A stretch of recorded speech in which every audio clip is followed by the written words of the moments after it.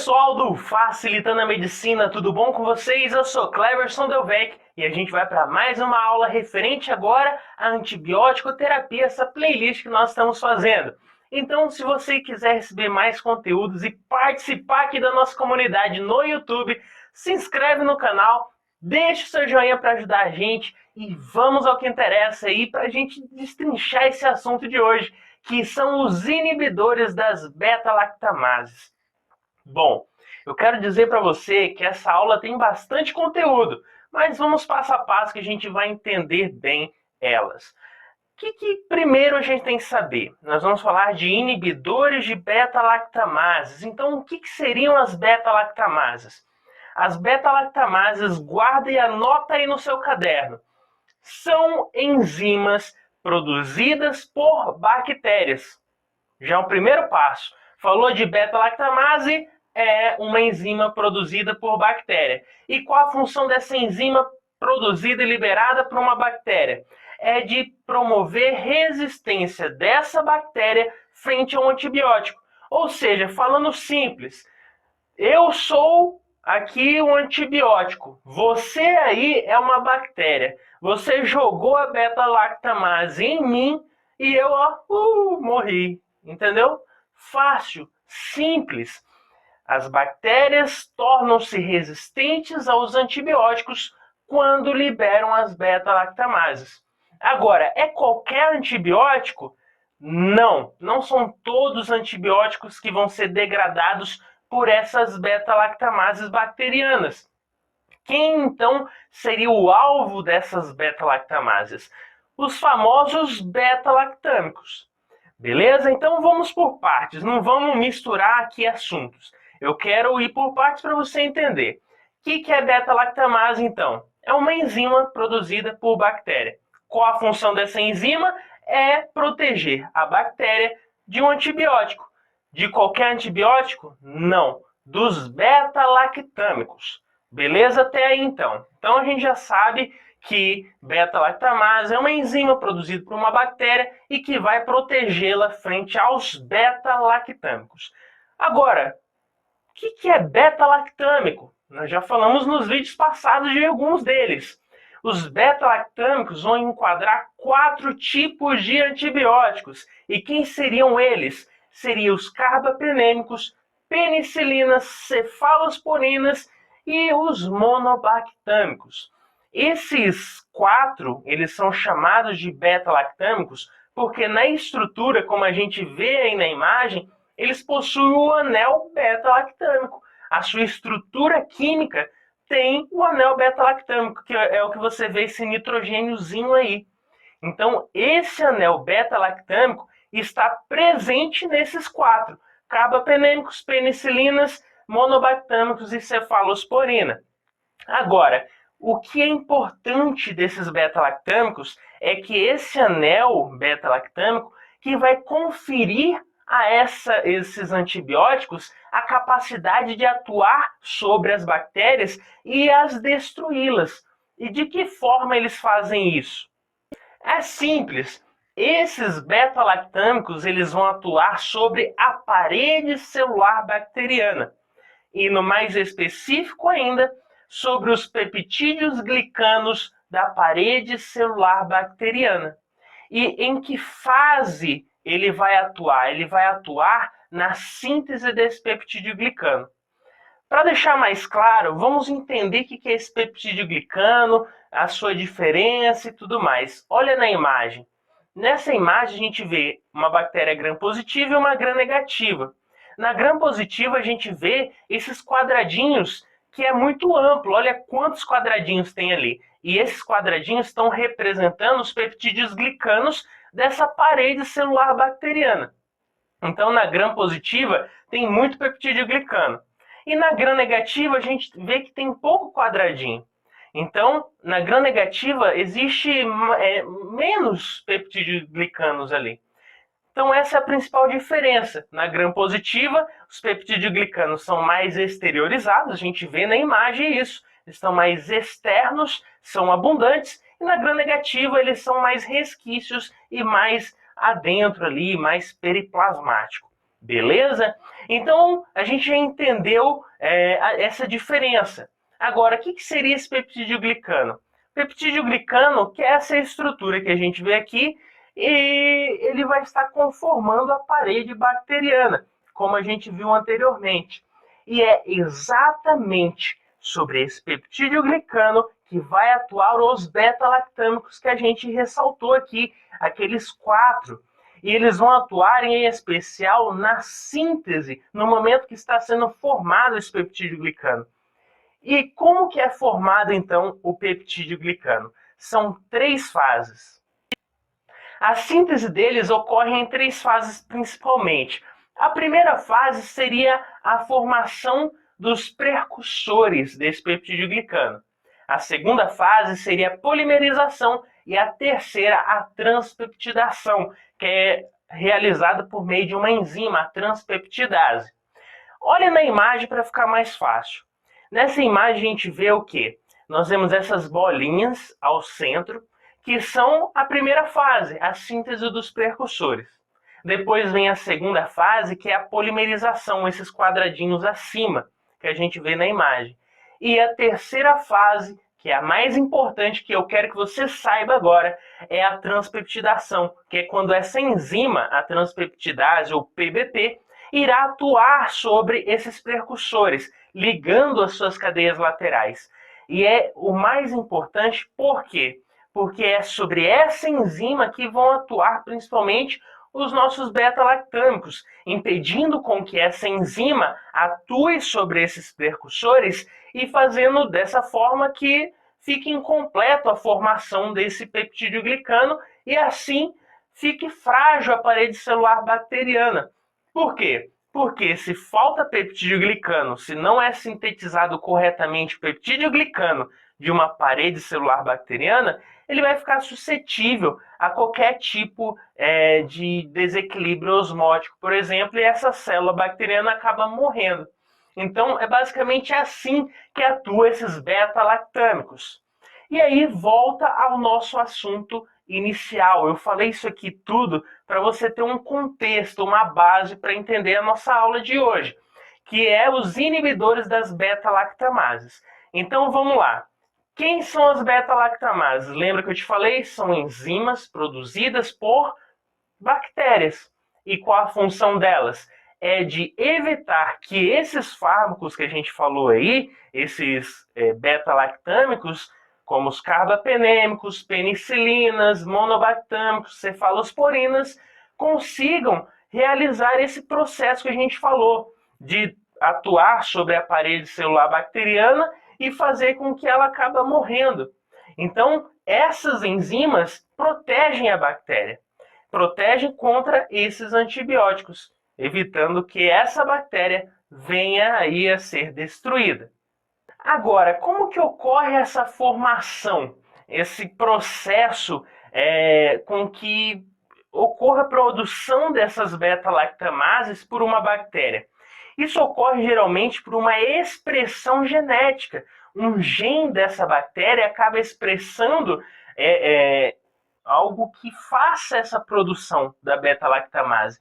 Geralmente uma expressão do cromossomo, ou às vezes um meio externo, algo externo que foi móvel, ou seja, passado de uma bactéria para outra, que faça essa indução de produção, principalmente por manifestação de um plasmídio, que deixa essa bactéria mais resistente, obviamente, porque essa enzima, essa beta-lactamase, irá proteger a bactéria frente aos antibióticos que nós citamos. Agora, essas beta-lactamases, elas apresentam classificação, a famosa classificação de Embler. E essa classificação, ela vai estar aí sendo definida por 4 complementos. E quem seriam esses complementos? Seria o tipo A, o tipo B, C e D. Então, esses 4 estarão formando essa classificação de Embler, que é referente às beta-lactamases, essas enzimas produzidas por bactérias. E o que a gente pode falar referente a esse tipo de classificação de Embler? A gente falou que são de 4 tipos, tipo A, B, C e D. que é o que a gente vê nessa imagem. Agora, a diferenciação delas é que o tipo A, C e D, elas seriam compostas por um resíduo de serina. E referente ao tipo B, em especial, é formada por um resíduo de metilo. E esse resíduo ele necessita de um cofator para ser ativado, que seria o zinco. Então, seria essa diferenciação entre eles. Então, eles são de 4 tipos, essa classificação das beta-lactamases, essas enzimas produzidas pelas bactérias, e elas vão ter essa classificação aí. E quando a gente fala de produção de enzimas por bactérias, a gente pode usar de exemplo a Escherichia coli. A Escherichia coli que vai estar produzindo essas enzimas, principalmente por expressão de 2 genes. O gene TEM, o próprio nome já é sugestivo, ele tem, né, o gene TEM, que vai manifestar-se e fazer com que essa Escherichia coli produza essas enzimas. E outro gene é o SHV. Parece até nome de carro chique, né? SHV, turbo, sei lá o que. Não, viajei agora. Mas é isso. Seria o gene TEM e o SHV, que vai estar sendo expressos e fazendo com que essa Escherichia coli produza essas enzimas que protegem ele frente a esses antibióticos. Por exemplo, pode ser cefalosporina de primeira e segunda geração, pode ser carbapenêmicos, enfim. Um exemplo que a gente pode citar é a Escherichia coli. Agora, além do que já falamos, algumas mutações genéticas de bactérias podem fazer com que essas bactérias produzam enzimas ou beta-lactamases de amplo espectro. O que isso quer dizer? Que ele tem um amplo espectro, ou seja, ele consegue atuar sobre múltiplos tipos de antibióticos. Ou seja, não é só um antibiótico que ele vai inibir. Ele vai inibir vários. Então, dependendo da mutação, a capacidade dessa beta-lactamase de degradar um tipo de antibiótico vai ser muito grande. Depende da mutação que ela vai sofrer. Em alguns casos, até de carbapenemase, ou seja, aquelas voltadas para degradar o quê? Os carbapenêmicos. Então, carbapenemases, beta-lactamases, são enzimas capazes de atuar dessa forma, inibindo a ação de antibióticos. E agora que a gente já sabe o que é beta-lactamase, já sabe o que são os beta-lactâmicos, qual é a ação do beta-lactâmico atuando sobre a parede bacteriana, a gente vai entrar no assunto finalmente. Aí você fala, puxa, até agora não entramos? Bom, é por partes que a gente vai entendendo. Agora você vai entender tiro e queda. Vamos falar dos inibidores das beta-lactamases. Ou seja, vai ser um agente que vai inibir a enzima produzida pela bactéria. Ou seja, a bactéria produz a enzima para tentar degradar o antibiótico, porém existe um agente que inibe essa enzima, essa beta-lactamase. Isso é excelente, porque vai fazer com que essa bactéria não seja resistente a antibióticos. Na verdade, então isso ajuda muitíssimo. Agora, o que a gente tem que saber também é que, infelizmente, ele não tem assim uma grande amplitude de ação contra todas as beta-lactamases. Eles vão atuar principalmente do tipo A. Lembra ali da classificação de Embler que a gente falou? Então, eles vão atuar principalmente do tipo A. E o tipo A, o que a gente pode falar dessas beta-lactamases do tipo A? Eles vão enquadrar ali tanto beta-lactamases de curto espectro, como também de amplo espectro e até carbapenemases. Porém, quando a gente fala desses inibidores de beta-lactamases, eles vão atuar principalmente sobre aqueles antibióticos, ou melhor, sobre aquelas beta-lactamases de curto espectro. E um exemplo de bactérias que pode produzir esses beta-lactamases de curto espectro seria a Moraxella catarrhalis, a Haemophilus influenza, Então, esses inibidores de beta-lactamases atuariam exatamente sobre esse tipo A, em especial para aquelas beta-lactamases de curto espectro, beleza? Um exemplo de inibidor de beta-lactamase que a gente pode citar pode ser o ácido clavulânico. Esse ácido clavulânico, ele é o principal aí, o mais comum sendo utilizado, desses inibidores de beta-lactamases. E o que a gente tem que destacar é que ele não tem atividade antibacteriana. Ele não é um antibiótico, não confunda, beleza? Porque esse ácido clavulânico, o que ele vai fazer? Geralmente ele é associado com um antibiótico. Por exemplo, vai esse ácido clavulânico mais amoxicilina, ou o ácido clavulânico mais a ticarcilina. Por quê? Porque se uma bactéria ela produz a beta-lactamase para ficar resistente, eu administro esse inibidor de beta-lactamase junto com o antibiótico. Por quê? Porque o ácido clavulânico irá inativar essa beta-lactamase produzida pela bactéria, e ao inativar essa beta-lactamase, o antibiótico já está livre para atacar a bactéria e destruí-la. Então, geralmente, eles são associados, são administrados em conjunto, ou seja, o ácido clavulânico mais o antibiótico.